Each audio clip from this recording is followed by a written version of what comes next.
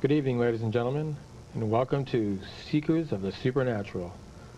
I'm your moderator, Tony Sparrow, along with hosts Ed and Lorraine Warren, and we also have a special guest with us tonight, Mr. John Zaffis, a psychic researcher who's been investigating areas of the supernatural for over 20 years.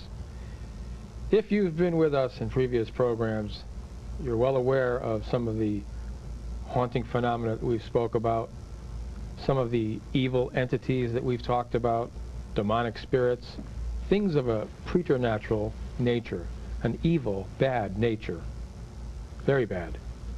But tonight we thought we'd take a little different turn and talk about something beautiful, something very, very lovely, and something that you, the audience, will enjoy. Tonight we're going to be speaking about spirits of the woods, elemental type spirits, spirits also known as gnomes, sprites, salamanders. When you think of a leprechaun, for instance, in Ireland, those kind of spirits. When you think of a magical, mystical place, I don't know about you, but I think of England, Scotland, Ireland, the mystical Isles. Tonight we'll be bringing you there with Ed and Lorraine Warren's help, and speaking of some beautiful entities that they've witnessed, they've followed throughout the world. It's going to be a beautiful program tonight, and we welcome you. And we're going to begin the program with Ed. Ed, we'd like to start, if we could, about Scotland and England and about the fairies. You know, Tony, a lot of people, when you talk about such things as elementals, fairies, you can see that little grin come on their face, you know, no such thing. But in fact, there are many such type fairies. You have, as you said, the gnomes, which we have a statue of right here. These are well known in such places, especially Germany. Germany, England, Scotland, Wales. And we have encountered them on the moors of Ireland, Scotland, and England. Many people, in fact. I am particularly fond of one place, a fairy glen, which we're going to show many pictures of. And this is in Scotland. It's in northwest Scotland on the Isle of Skye, one of the most beautiful places on earth. Once you go there, you always return. Isn't that right, Tony? Yes, you always I've return. been there. I love because what you're seeing is a peninsula of land going out into the North Sea. High mountains, snow-capped sometimes, and all around you is the North Sea, and the next stop is the North Pole. And in this mystical land, we have encountered elemental spirits, fairies. You don't always see them, but you know that they're there. Lorraine, of course, has seen them clairvisually, has heard them. She's even heard the fairy music, which is on the fairy bridge.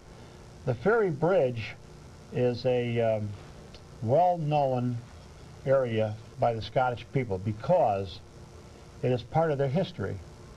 About 500 years ago, one of the MacLeods, a Lord MacLeod of Dunvegan Castle, had actually married one of the wee people. Now when I say wee people, this woman was probably about 3.5 or 4 foot high. And of course we know in those days normal people weren't much bigger. They rarely went over 5'7" or 5'8". So he wasn't exactly a giant to her. They did get married. A mystical wedding took place, but after about 5 years they felt that they just couldn't make a go of it. They were from two different worlds. Now he left her on what they call the fairy bridge, which is still there today. But as they parted, she gave him the fairy flag, which remnants of it are still at Dunvegan Castle. You can still see this fairy flag that she gave him.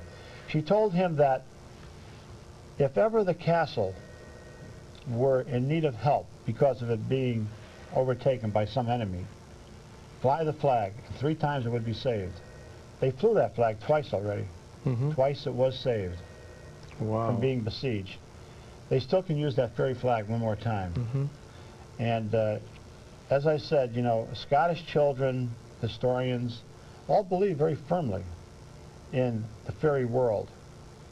I'll be talking about an encounter that I had personally later on in the show, which took place right here in the United States.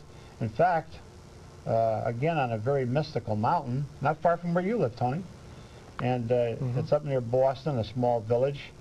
And Granville New Boston. Forest, New Boston. New Boston. New Boston, And Massachusetts. Granville Village is right at the top of the mountain. Mm-hmm.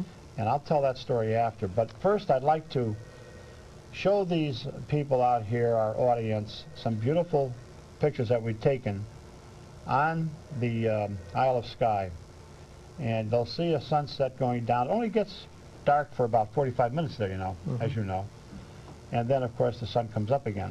I think, Tony, while we were in England and Scotland this time, a magazine that I always pick up on there, which is very lovely, which is Country Living, similar to what we have in our own country. But they are so open regarding the fact of anything of a spiritual nature, ghosts, haunted houses. It isn't a taboo subject either in any magazines or literary works or even in general conversation with the people who live there. So I read this, Away with the Fairies. No one knows for sure or who or what fairies might be. Talks to believers and skeptics who think they have pretty good ideas. Fairies favor borderline states of mind, just as they prefer all boundaries. Twilight, midnight, Midsummer's Eve, Halloween, crossroads, and seashores. The first time I was introduced to the fairy world, I probably was about 11 years old, was taken to a movie to see Midsummer's Eve. I will never forget it. It was movies like this that were instrumental in generating my interest in the supernatural. This goes way back, of course. We're talking maybe 50-some years ago. In fact, 60-some years ago. And I'll never forget it. It was a mystical movie about